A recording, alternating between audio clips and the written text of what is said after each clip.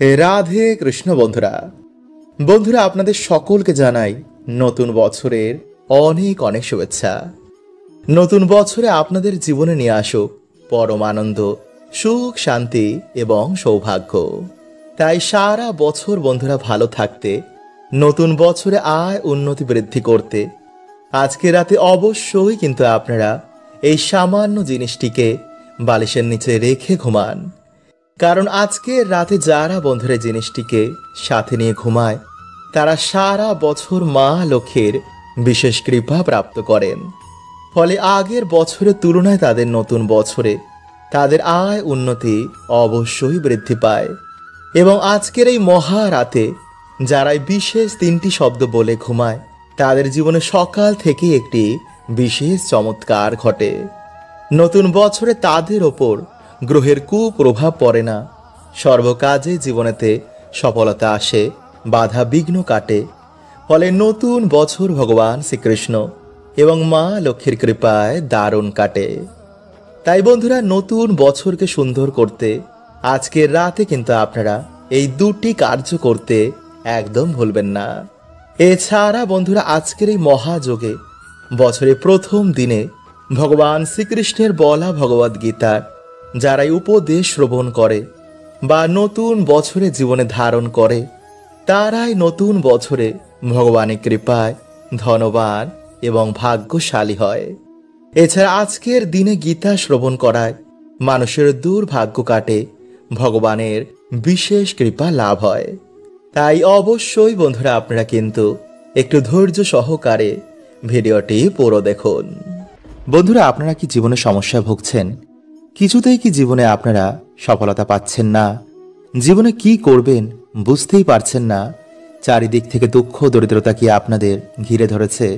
তো এর উত্তর বন্ধুরা ভগবান শ্রীকৃষ্ণ ভগবদ গীতায় বলে গেছেন।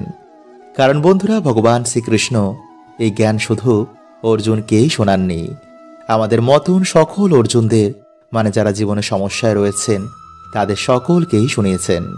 তাই ভগবদ গীতার এই 5টি উপদেশ যদি আপনারা সর্বদা মাথায় রাখেন তো জীবনে আপনি তো সুখী থাকবেনই এবং সর্ব কাজে আপনারা সফলতা প্রাপ্ত করবেন। তাই কোন সেই ভগবান শ্রীকৃষ্ণের প্রধান 5টি উপদেশ চলুন আমরা জেনে নিই। তাই বন্ধুরা ভিডিওটি একটি লাইক করে কমেন্টে হর হর মহাদেব ও জয় শ্রীকৃষ্ণ অবশ্যই লিখুন। নাম্বার 1, সবকিছুই পরিবর্তনশীল। বন্ধুরা সংসারে সবকিছু পরিবর্তনশীল। যেমন দিনের পর রাত আসে, আবার রাতের পর দিন আসে।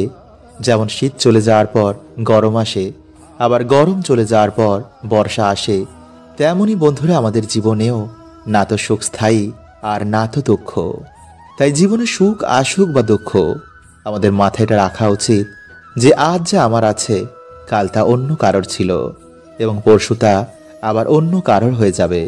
কারণ পরিবর্তনই এই সংসারের প্রধান নিয়ম। নাম্বার 2, ঈশ্বরের প্রতি সমর্পণ থাকা। বন্ধুরা আমরা আগের পয়েন্টে জেনেছি যে সবকিছুই পরিবর্তনশীল। মানে পরিবার, সম্পর্ক, টাকা পয়সা, মান সম্মান চিরকাল আমাদের সাথে থাকবে না। কারণ সব কিছুই হচ্ছে আমাদের কর্মের ফল যা ঈশ্বর আমাদের প্রদান করছেন। তাই চেতনা যদি আমরা সর্বদা ঈশ্বরে সমর্পণ করে দিই তো জীবনে সুখ আসুক বা দুঃখ আমরা ব্যাকুল হব না, আমরা আবার চেষ্টা করব আর এক না একদিন আমরা সেই কাজে সফল হবই। নাম্বার 3, বর্তমানে বাঁচা। বন্ধুরা যেহেতু সবকিছু পরিবর্তনশীল তাই না তো অতীত নিয়ে আমাদের দুঃখ করা উচিত আর না তো ভবিষ্যতের চিন্তায় সর্বদা মগ্ন থাকা উচিত।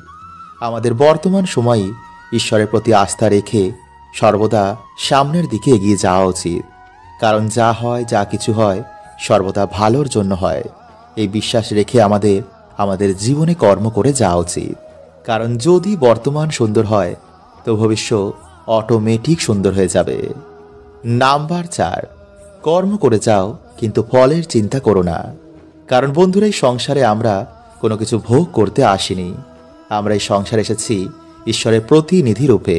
তাই যখনই আমরা কোনো কর্ম কোনো ফলের আশায় করি সেই কর্মবন্ধনে আমরা লিপ্ত হয়ে যাই।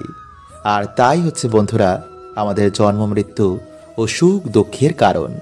তাই যদি আমরা সর্বদা ঈশ্বরের চিন্তন করে ঈশ্বরের হয়ে কাজ করি, তো কোনো এমন ব্যক্তি নেই যে সেই কাজে আমাদের আটকাতে পারে। নাম্বার 5, অন্যের ওপর রাগ করা। বন্ধুরা, ক্রোধ এমন একটা জিনিস যা সবার আগে নিজেকেই পড়িয়ে দেয়। যখন আমাদের ক্রোধ আসে, তখন আমরা এমন কিছু ভুল করতে পারি যা আমাদের জীবনকেই তছনছ করে দেয়। এই ক্রোধই বন্ধুরা বিবাহিত সম্পর্ক, কেরিয়ার সবকিছু নষ্ট করে দেয়। মানে অন্য কেউ দোষ করলো আর তার আপনি শাস্তি ভোগ করলেন। এটা নিশ্চয়ই বন্ধুরা কোনো বুদ্ধিমানের কাজ নয়। তাই সুখে থাকতে বন্ধুরা আপনারা ভগবানের বলাই 5টি উপদেশ সর্বদা মাথায় রাখবেন। এতে আপনারা জীবনে সুখী হবেনই এবং সর্ব কাজে আপনারা সফলতা প্রাপ্ত করবেন। বন্ধুরা, আজকের এই দিন একটি বিশেষ দিনের মধ্যে অন্যতম। এই দিনে বহু দুর্ভাগ্য সৌভাগ্যে পরিণত হয়। কারণ বন্ধুরা, এই বিশেষ দিনে বহু দেবদেবী এই ধরাধামে আবির্ভাব হয়। তাই যদি বন্ধুরা আপনাদের মনের বাসনা এইভাবে ঈশ্বরকে জানাতে পারেন, তো ঈশ্বরের কৃপায় তা অবশ্যই পূর্ণ হবে। কারণ কিছু কিছু কর্ম বন্ধুরা আমাদের বন্ধ ভাগ্য খুলে দেয়। তাই আজ রাতে ঘুমানোর আগে অবশ্যই কার্যটি কিন্তু করতে একদমই ভুলবেন না।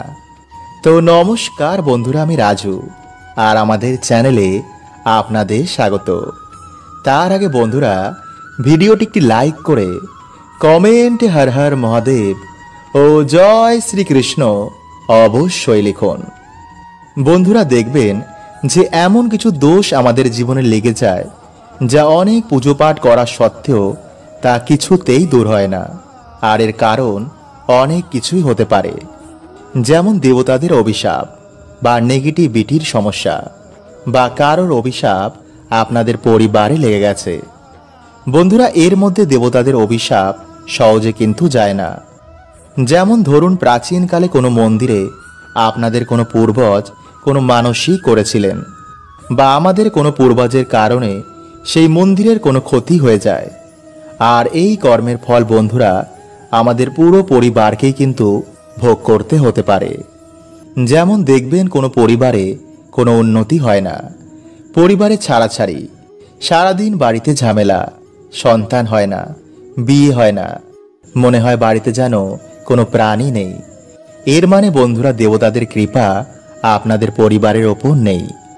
পরিবারে অকাল মৃত্যু, যাতেই হাত দেন তাতেই লস।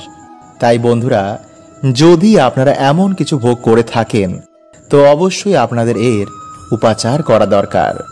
কারণ বন্ধুরা মানুষ শুধু এই ভৌতিক জিনিসকেই দেখতে পায়, এর পিছনের কি কারণ রয়েছে মানুষ অনুমানও করতে পারে না।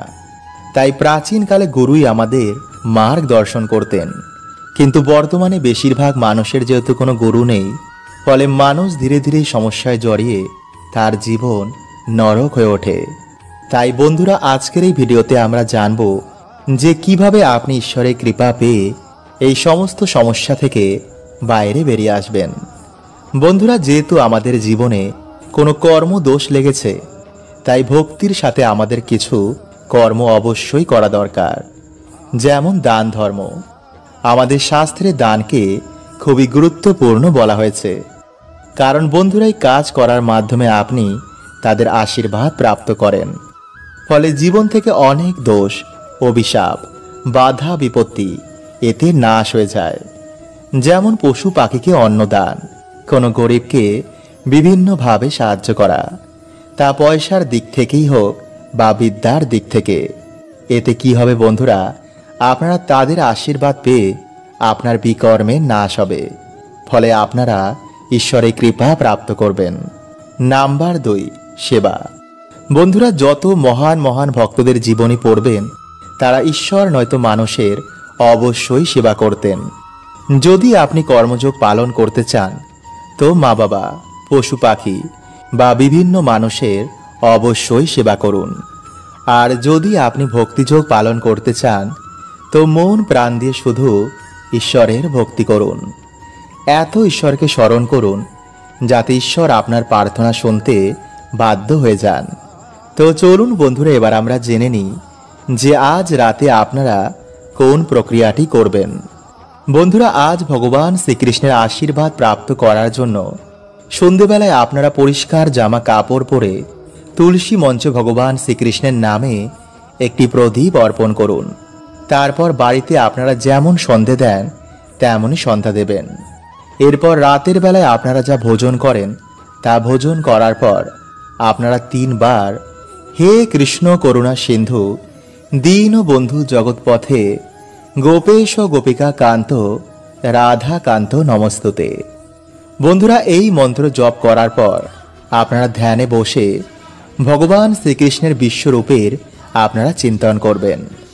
আপনাদের সময় অনুসার 5 মিনিট, 10 মিনিট বা 15 মিনিট যেমন খুশি আপনারা তা অবশ্যই করবেন।